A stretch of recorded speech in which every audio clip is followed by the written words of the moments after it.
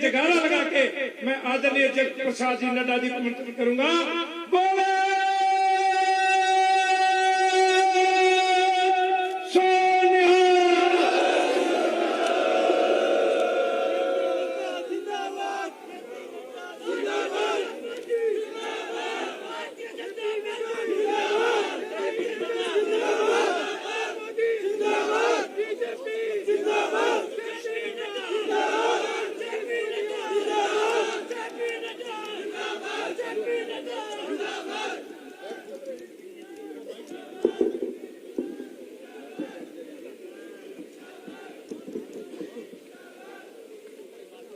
मेरे साथ बोलिए, जो बोले सो निहाल,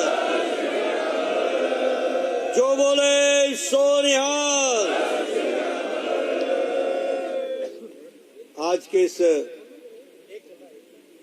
किसान संगत में मंच पर उपस्थित भारतीय जनता पार्टी के बहुत ही जुझारू और कर्मशील अध्यक्ष सम्माननीय डॉक्टर सतीश पुनिया जी, हमारे विधानसभा में प्रतिपक्ष के उपनेता और हमारे वरिष्ठ साथी श्री राजेंद्र जी राठौर जी, हमारी प्रभारी और लंबे समय से संगठन का काम कर रही ऐसी हमारी बहन श्रीमती विजय राहटकर जी, हमारे प्रदेश के उपाध्यक्ष सरदार अजय पाल सिंह जी, हमारे पूर्व मंत्री राजस्थान सरकार में सरदार सुरेंद्र पाल सिंह जी, हमारे बहुत ही वरिष्ठ नेता सरदार गुरजंट सिंह जी, सरदार कुलदीप सिंह शापिनी जी, हमारे बलबीर लूथरा जी, सरदार गुरमीत सिंह जी, हमारे निहाल चंद जी, हमारे बहुत ही लोकप्रिय और सांसद और मेरे वरिष्ठ साथी बलबीर बिश्नोई जी, जिला अध्यक्ष, हमारे आत्माराम जी, हमारे राम प्रताप जी, धर्मेंद्र जी, संतोष बाबरी जी, सम्मानित मंच और यहाँ इतनी बड़ी संख्या में एकत्र आए हमारे किसान भाई, हमारे अपने हनुमानगढ़ के और आसपास से आए हुए सभी सज्जन वृंद, मीडिया के मेरे साथी, प्रिंट मीडिया और इलेक्ट्रॉनिक मीडिया के मेरे साथी और मेरे युवा साथी, मेरा ये सौभाग्य है कि मुझे हनुमानगढ़ आने का सौभाग्य मिला और आप सब लोगों ने जो प्रेम दिखाया है, जो आप लोगों ने मुझसे मिलने के लिए इतनी बड़ी संख्या में आप सब लोग आए हैं, मैं अपनी ओर से और पार्टी की ओर से आप सबका बहुत बहुत धन्यवाद देता हूं और आशीर्वाद देता हूं। मैं आयोजकों को भी धन्यवाद देना चाहता हूं, हमारे अध्यक्ष जी को, हमारे प्रतिपक्ष के उपनेता राजेंद्र जी को, विजय जी को, हमारे अजय पाल जी को और सभी हमारे विधायकगण जिन्होंने इतनी बड़ी संख्या में लोगों को एकत्र किया और जगह छोटी पड़ गई है लेकिन आपका दिल बहुत बड़ा है, इसके लिए मैं आप सबको बहुत बहुत धन्यवाद देता हूं। मेरे से पूर्व हमारे राजेंद्र जी ने भी और सतीश जी ने आपके सामने बहुत सी बातें रखी हैं और उन्होंने आपको सब चीजों को बड़े विस्तृत रूप में राजनीतिक तरीके से उन सारी बातों को रखा है। मैं एक ही बात कहना चाहूंगा मित्रों, यह किसान संगत है लेकिन किसान संगत के साथ साथ यह राजनीतिक मंच भी है और किसान जो देश का अन्नदाता है उसके साथ किस तरीके से लंबे समय तक छल हुआ है वह भी हम सबको ध्यान दें और इसलिए राजनीतिक मंच से हमारे प्रधानमंत्री मोदी जी के द्वारा भारतीय जनता पार्टी ने जिन कामों को किया है वह मैं जरूर किसान भाइयों से चर्चा करना चाहूंगा। सबसे पहली बात तो मैं ये बताना चाहूंगा कि लंबे समय तक बहुत से लोग अपने आप को किसान नेता स्थापित करने में लगे और उन्होंने हमेशा किसान की बात की और अपने आप को स्वयंभू किसान नेता कहलाने के लिए भी आतुर है। लेकिन सच्चाई यह है कि किसानों के साथ बड़े बड़े नारे जरूर दिए गए, बड़ी बड़ी बातें जरूर की गई, लेकिन किसान की धरती पर तकलीफ को समझने वाले और धरती पर परिवर्तन लाने वाले सही मायने में किसी ने काम किया तो वह हमारे प्रधानमंत्री नरेंद्र मोदी जी ने किया। यह मैं गौरव से बात करता हूं और मैं सिर्फ कहने के लिए नहीं कह रहा हूं, हर बारीकियों में जाकर के किसान की तकलीफ को समझ करके काम करना, इसको अगर किसी ने उतारा है तो प्रधानमंत्री जी ने उतारा है। मैं अगर बात करूं प्रधानमंत्री फसल बीमा योजना की, तो योजना तो पहले भी थी, लेकिन किसानों को क्या मिलता था? किसानों को इंश्योरेंस कंपनी से धोखा मिलता था, किसानों को बरगलाया जाता था। लेकिन किसानों की धरती पर समस्याओं को समझ करके उसका जवाब देने का काम किया तो नरेंद्र मोदी जी ने किया। और आज मैं ये कह सकता हूं कि 1,20,00,000 किसानों का जो केस था उसको सेटल करने का काम किया तो नरेंद्र मोदी जी की सरकार ने किया। फसल बीमा योजना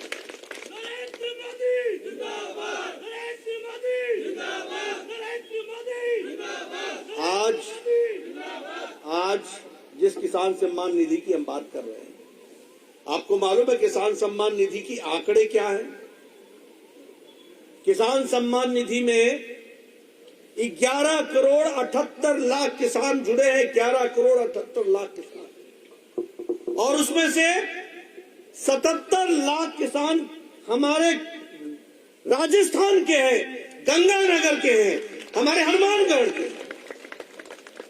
और परिवर्तन क्या होता है उसको भी समझिए। एक समय में एक प्रधानमंत्री कहते थे कि मैं 1 रुपया भेजता हूं तो 15 पैसे आप तक पहुंचते, और आज प्रधानमंत्री जी 11 करोड़ 78 लाख किसानों को एक बटन दबाते हैं तो 25,000 करोड़ रुपए, 2-2 हजार रुपए 11 करोड़ 78 लाख किसान के खाते में 15 सेकंड के अंदर पहुंच जाता है, उसके खाते भर दिए जाते हैं। और अभी तक जो ये 12 किस्तें दी गई हैं और 12 किस्तों में 2,20,000 करोड़ रुपए किसान के खाते में पहुंचाया गया है। 2,20,000 करोड़ रुपए, यानी 2 लाख करोड़ रुपए और 20,000 करोड़, ये किसान के खाते में 12 इंस्टॉलमेंट में पहुंचाया गया। आप बताइए किस नेता ने इसका ऐसा काम किया है? कौन सा ऐसा नेता है जो अपने आप को किसान नेता कहलाते होंगे और उन्होंने, प्रधानमंत्री ने, किसी ने भी किसान के सम्मान की चिंता की? अगर मैं बात करूं हमारे प्रधानमंत्री किसान मानदेय योजना, कभी सोचा था कि किसान को पेंशन लगेगी? और मैं चाहूंगा कि हमारे हनुमानगढ़ के भी और गंगानगर के किसान ज्यादा से ज्यादा प्रधानमंत्री किसान मानधन योजना से अपने आप को जोड़ने का काम करें। और आपको जानकर के खुशी होगी 20 लाख किसान जुड़ चुके हैं, आपके राजस्थान से 38,000 किसान जुड़ चुके हैं। लेकिन ये संख्या कम है। मैं तो कहूंगा कि कम से कम 10 लाख 15 लाख किसानों को जुड़ना चाहिए और उसके लिए योजना बनी है और आपको मानधन मिलेगा, आपको पेंशन मिलेगी। कभी सोचा नहीं था, इस स्कीम को भी जानने की हमको जरूरत होती है। कभी हमने सोचा था यहाँ आदमी के स्वास्थ्य की चिंता नहीं होती थी, मिट्टी के स्वास्थ्य की क्या चिंता होती? सॉइल हेल्थ कार्ड, आपकी मिट्टी क्या उपज कर सकती है और क्या उपज करना चाहिए, ये सॉइल हेल्थ कार्ड देश में 93% मिट्टी की जांच की जा चुकी है, यह भी हमको ध्यान में रखना चाहिए। इसलिए अगर मैं बात करूं प्रधानमंत्री हमारे सॉइल हेल्थ कार्ड की, तो 93% लोगों को उनके जमीन का जो सॉइल का हेल्थ है उसका उनको पूरे की पूरी रिपोर्ट मिल चुकी है। क्या होता है, जब अंधेरा छट जाता है और उजाला आ जाता है तो लोग अंधेरे को भूल जाते हैं, लेकिन मैं हमेशा याद करता हूं, उजाले का मजा लेना हो तो अंधेरे को हमेशा याद रखो। और मैं आपको बताना चाहता हूं, आप बताइए, यूरिया के लिए और फर्टिलाइजर के लिए लाठीचार्ज होता था कि नहीं होता था? आप बताइए, फर्टिलाइजर ब्लैक होता था कि नहीं होता था? और किसान परेशान होता था कि नहीं होता था? यूरिया आया, आता पीछे था, जाता पहले था, मार्केट में आता ही नहीं था, लाठीचार्ज होती थी सरकार और बोलती थी 1 बोरी ले जाओ, 2 बोरी ले जाओ, 10 बोरी ले जाओ, जैसे एहसान कर रही हो। प्रधानमंत्री मोदी जी ने यूरिया के लिए कोई और जगह इस्तेमाल ना हो, ब्लैक ना हो, नीम कोटेड यूरिया कर दिया। अब कोई ब्लैक नहीं होता, किसान को यूरिया समय पर मिलता है। इस बात को भी हमको ध्यान रखना चाहिए। और इसी तरीके से मैं आप सबसे निवेदन करूंगा, और खास करके हनुमानगढ़ के किसानों को, 1 लाख करोड़ रुपए इंफ्रास्ट्रक्चर के लिए प्रधानमंत्री जी ने रखा है।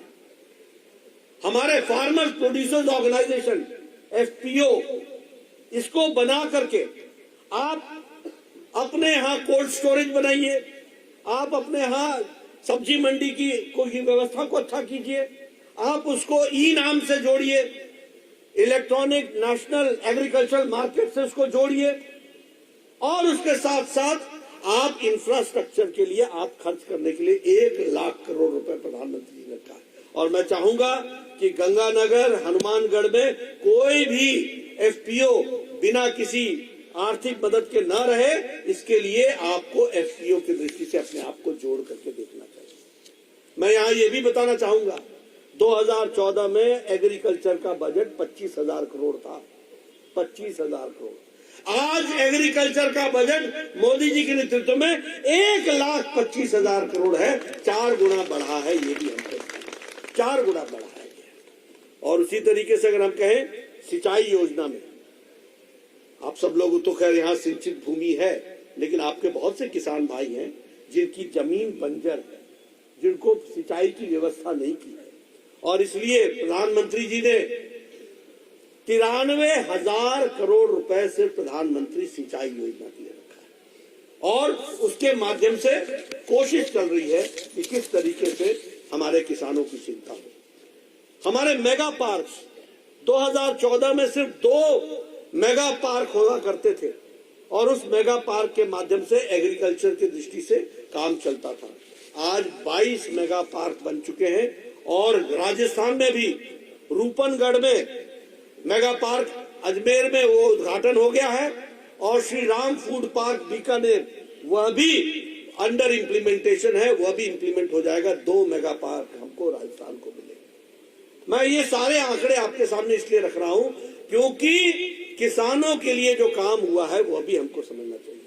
1,000 electronic agriculture national agricultural market के माध्यम से 1,000 ई मंडी बनाई गई है, और 1,60,00,000 किसान अपने आप को रजिस्टर कराया है, और 14 लाख किसान हमारे राजस्थान के हैं जिन्होंने अपने आप को ई मंडी के साथ जोड़ने का काम किया है।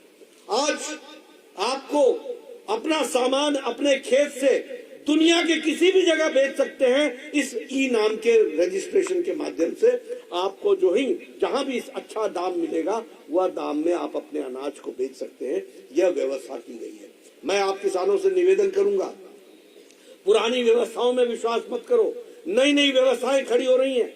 आप कंप्यूटर का जमाना आ गया है, इलेक्ट्रॉनिक मंडी बन चुकी है। आपको आपके कंप्यूटर पे पता चल जाएगा कि आज चावल का दाम दुनिया में कहां क्या है, आज गेहूं का दाम क्या है, और जहां आपको अच्छा दाम मिले वहां आप अपने सामान को भेज सकोगे। यह व्यवस्था की जा रही है, इसको हमको समझना होगा।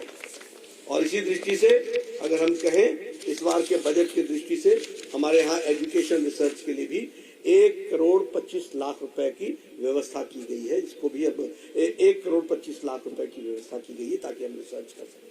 और उसी तरीके से हमारी कोशिश है कि किसान भाइयों के लिए एक विस्तृत व्यवस्था की दृष्टि से हम काम करें और किसानों को मजबूती प्रदान करें। यह मैं जरूर आप सबसे चर्चा करते हुए आपको बताना चाहता हूं। यह आपके लाभ के लिए है, आप सोचें। मैं दूसरी बात आपसे करना चाहता हूं। हमारे सिख भाइयों ने, हमारे गुरुओं ने जितना देश के लिए, रक्षा के लिए योगदान किया है, वो कदापि देश नहीं भुला सकता है। इस बात को भी हमको जानना है।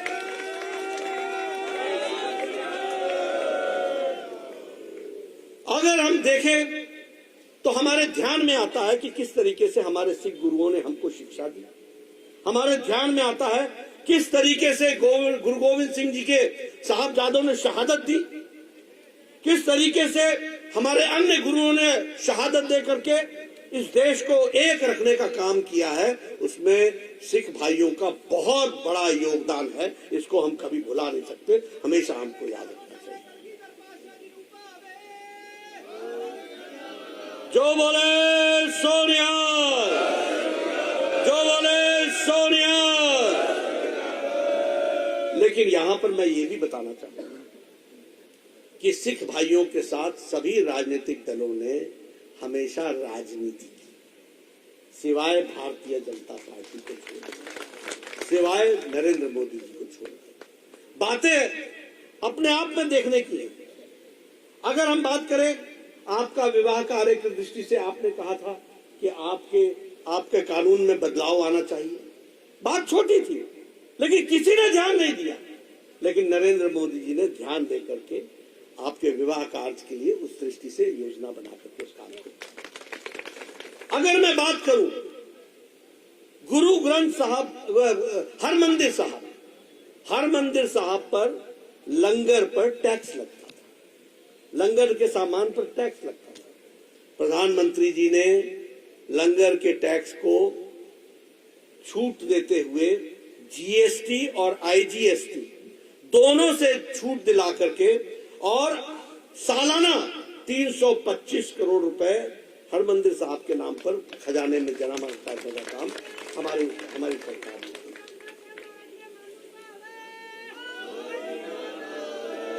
आप देखिए, बात बड़ी आपके ध्यान में नहीं आएगा। दुनिया भर में हमारे सिख भाई हैं, दुनिया भर में, और हमारे सिख भाई संपन्न हैं।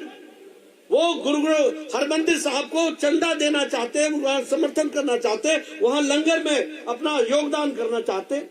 लेकिन फॉरेन कंट्रीब्यूशन रेगुलेशन एक्ट उन पर लागू होता था, इस कारण से उनको वो दिक्कत आती थी। लेकिन उनको रजिस्ट्रेशन एफसीआरए का दे करके हरमंदिर साहब को जो ग्लोबल संगत के दृष्टि से उनको आर्थिक रूप से जो भी मदद करना चाहे देने का काम किया, तो नरेंद्र मोदी जी ने नियमों में छूट करके इसका अभी हमारे भाई साहब चर्चा कर रहे थे, और वो चर्चा कर रहे थे कि हमारे करतारपुर साहिब कॉरिडोर बना। अब ये भी देखिए आप, सामने हमारा गुरुद्वारा, और हम दर्शन नहीं कर सकते, हम जा नहीं सकते। 4 किलोमीटर का 4.1 किलोमीटर का कॉरिडोर बना करके प्रधानमंत्री जी ने, और 500 करोड़ रुपए खर्च करके सुल्तानपुर हमारे जो अपने करतारपुर कॉरिडोर, और वीजा फ्री ट्रैवल करने का, यानी कोई वीजा नहीं चाहिए, सीधे आप करतारपुर कॉरिडोर से जाकर के आप दर्शन कर सकते हो, गुरुद्वारे में दर्शन कर सकते हो। इसकी व्यवस्था की तो प्रधानमंत्री मोदी जी ने की, उसको भी हमको ध्यान रखना। और व्यवस्था ऐसी की है कि 5,000 हमारे श्रद्धालु हर दिन जा सकते हैं। 5,000 की जाने की व्यवस्था की, 5,000 लोग उसमें हर दिन जा सकते हैं, इसकी व्यवस्था की गई। और उसी तरीके से 550वां जो हमारा प्रकाश पर्व था, इस पर 500 करोड़ रुपए खर्च करके सुल्तानपुर लोधी के हमारे उसके शहर को उसको विकसित किया गया, रेलवे स्टेशन को मॉडर्नाइज किया गया, और विशेष ट्रेनें चला करके काम किया गया। अगर हम बात करें गुरु गोविंद सिंह जी के 350वें पर्व की, तो आपके ध्यान में आएगा कि उस समय 350 पर्व में जामनगर में 750 बिस्तरों का हॉस्पिटल बना करके प्रधानमंत्री जी ने उद्घाटन किया, उसको भी हमको ध्यान में रखना चाहिए। इस तरीके से विकास करने की कोशिश की। और अभी हमारी चर्चा हो रही थी, लोग कह रहे थे, बताया उन्होंने कि गुरु नानक जी की वाणी, गुरबाणी और गुरु नानक जी की जो हमारे उन्होंने अपना उपदेश दिया है, उसके ऊपर रिसर्च करने के लिए 67 करोड़ रुपए की लागत से national institute of interfaith studies Guru Nanak Dev university में उसको भी शुरुआत की गई है, वो भी हमको ध्यान में रखना चाहिए। और सबसे बड़ी बात यह है कि हमारी गुरबानी को अब उर्दू में, उड़िया में, मराठी में, हिंदी में, गुजराती में और 15 भाषाओं में ट्रांसलेट करके उसको पढ़ाने का काम शुरू हुआ है, उसको भी ध्यान रखना। और प्रधानमंत्री जी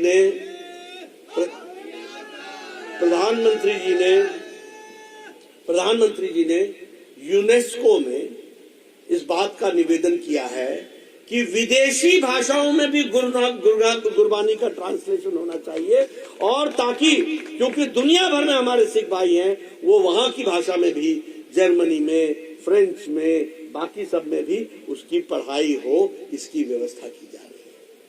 आप बताइए कौन ऐसा नेता है जिसने सिख भाइयों के लिए इतनी गहराई से चिंता की? मैं ये दावे से कह सकता हूं, ये काम किया है तो भारत के यशस्वी प्रधानमंत्री नरेंद्र मोदी जी ने किया है, ये मैं गौरव से कह सकता हूं, और दिल से किया है, कोई राजनीति नहीं की है। ये सिख भाइयों का विषय था जिसको पूरा करना था। आज ब्लैकलिस्ट में से 314 ब्लैकलिस्ट से हटा दिए गए, सिर्फ 2 रह गए। अगर मैं बात करूं, आप लोगों ने तो शायद नहीं देखा होगा, मेरे आंखों के सामने मैंने सन 84 का दंगा देखा है, मैंने देखा है अपनी आंखों से, मैंने देखी है वो सारी तस्वीरें। इतने साल गुजर गए और एक आदमी जेल नहीं गया था, एक आदमी जेल नहीं गया। प्रधानमंत्री जी ने एसआईटी बैठा करके, जो ताकतवर लोग थे आज वो जेल के पीछे हैं, ये काम किया है तो नरेंद्र मोदी जी ने। इसलिए मित्रों, अगर मैं बात करूं, ब्लैक लिस्ट से हटाने की बात हो, चाहे हमारे जो बड़ी बड़ी पर्सनैलिटी थे उनकी बात हो, और उन परिवारों को जो चाहे दंगा में पीड़ित हुए थे, उनको आर्थिक मदद देने का भी काम उसको भी किया है।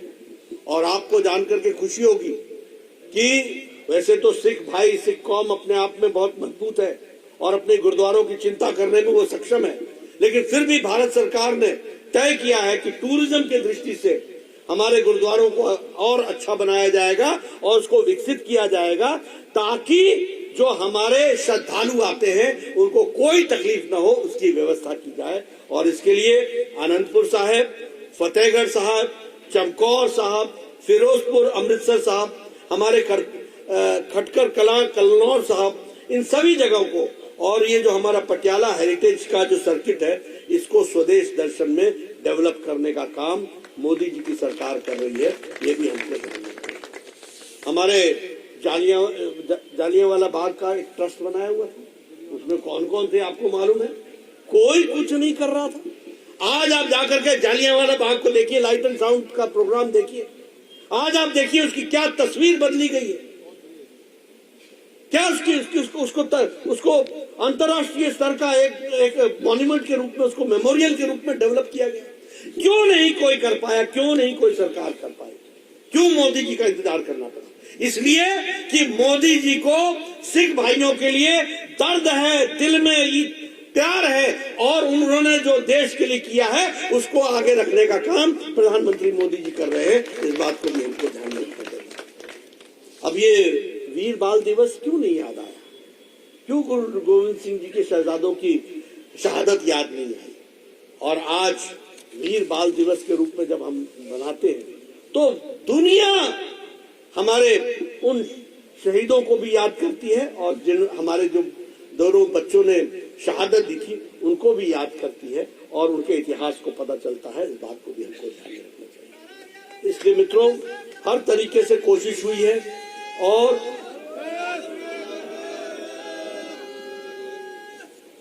आपको जानकर के खुशी होगी। अभी आप चर्चा हो रही थी, हमारे सतीश पुनिया जी ने कहा कैक्सटन हॉल देखने जाना चाहते थे। वीर उधम सिंह ने वहां जनरल डायर को उसका अंत किया था। और लेकिन आज आपको जानकर कि इस बात से भी खुशी होगी कि मोदी जी के नेतृत्व में देश कितना आगे बढ़ गया है। आप देखिए, अमेरिका की अर्थव्यवस्था मुसीबत में है, हमारे यूरोप की अर्थव्यवस्था मुसीबत में है, हमारी दुनिया की अर्थव्यवस्था मुसीबत में है, लेकिन भारत सबसे मजबूती से चल रहा है और आज हमारा ग्रोथ रेट 7.4% पर खड़ा है और स्टेबल तरीके से बढ़ रहा है। अगर मैं भारत की बात करूं, आपको खुशी होगी, जिन ब्रिटिशर्स ने, जिन अंग्रेजों ने हमको 200 साल तक राज किया हमारे ऊपर, आज मोदी जी के नेतृत्व में 10वें नंबर की इकॉनमी थी भारत। आज ब्रिटेन को पछाड़कर, जिसने हमारे ऊपर राज किया, ब्रिटेन को पछाड़कर दुनिया की 5वीं नंबर की अर्थव्यवस्था भारत बन गई। हम पेट्रोकेमिकल्स में हम आगे बढ़ गए, हम टॉय इंडस्ट्री में, ये खिलौने बनाने वाले में दुनिया में 3रे नंबर के देश बन गए। आपको जान करके खुशी होगी कि ये हम लोग जापानी गाड़ियों के बारे में सुना करते थे, ये डैटसन है, ये टोयोटा है। आज आपको जान करके खुशी होगी कि भारत ऑटोमोबाइल में जापान को पछाड़ करके 3रे नंबर का ऑटोमोबाइल इंडस्ट्री बन गई है। 3रे नंबर हमारे आगे अब सिर्फ 2 रह गए, अमेरिका और चाइना, और उसके बाद भारत ऑटोमोबाइल इंडस्ट्री। ये मोबाइल जो आप लेकर के घूम रहे हैं, जिस मोबाइल को आप लेकर के चलते हैं, 2014 में 92% मोबाइल हमारा विदेश से आता था, इंपोर्ट होता था। आज आपको जानकर खुशी होगी 97% मोबाइल भारत में बन रहा है, 97%।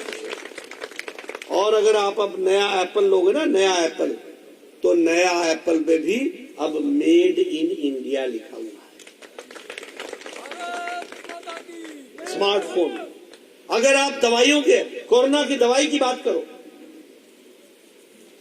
100 देशों को भारत ने कोरोना की इंजेक्शन दिया है, 100 देशों, और 48 देशों को मुफ्त दिया है। भारत अब लेने वाला नहीं है, भारत अब मोदी जी के नेतृत्व में देने वाला हो गया है, यह भी हमको समझना है। इसलिए विकास के दृष्टि से अगर आप देखिएगा, हर दृष्टि से, इकोनॉमी की दृष्टि से देखिए, लेदर इंडस्ट्री में हमारी ग्रोथ 29% है, अगर कॉफी एक्सपोर्ट में हमारी ग्रोथ 36% है, इलेक्ट्रॉनिक में 54% है, केमिकल में 106% हमारी ग्रोथ है। इस तरीके से हम आगे बढ़ रहे हैं। और उसी तरीके से मुझे खुशी है आपके साथ शेयर करते हुए कि राजस्थान में रेलवे बजट पूरे देश का 9 गुना बढ़ा है, और राजस्थान में भी एक समय में रेल का बजट 682 करोड़ था, और इस साल आपका रेल का बजट 9,532 करोड़ है। ये विकास के दृष्टि से। उसी तरीके से अब हम लोग बोलते हैं ब्रॉडबैंड, इंटरनेट, ऑप्टिकल फाइबर। आपको जानकर खुशी होगी कि भारत नेट में 1,72,000 गांवों को जोड़ दिया गया है, और राजस्थान के 8,770 गांवों को भी ऑप्टिकल फाइबर से जोड़ दिया है। इस तरीके का विकास का काम किया जा रहा है। मित्रों, मैं आपको इस कहानी को सुनाता चला जाऊं तो दोपहर बीत जाएगी, इसलिए मैं कोई बहुत लंबे आंकड़े नहीं रखना चाहता हूं, लेकिन एक बात बताना चाहता हूं कि आज भारत बदल गया है। आज देश आगे बढ़ रहा है और राजस्थान को भी आगे बढ़ना है। मुझे दुख है जब मैं यहाँ किसान संगठन में बात कर रहा हूं तो आपको छल के साथ आपको कहा गया कि, क्या कहा गया था कि 1 2 3 4 गिनूंगा और आपका कर्जा। अब कहां गया वो, क्या हुआ, कैसा हुआ?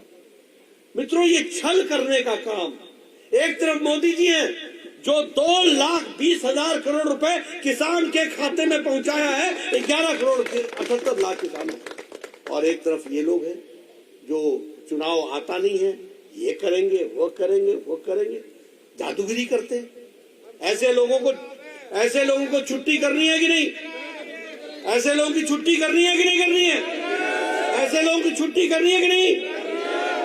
इनको घर पे बैठाओ और इनको आराम दो और इनको काम दो। इस काम के लिए आप लग जाओ, इस बात को आप ध्यान रखें। इसलिए मित्रों, आपका ज्यादा समय नहीं लूंगा।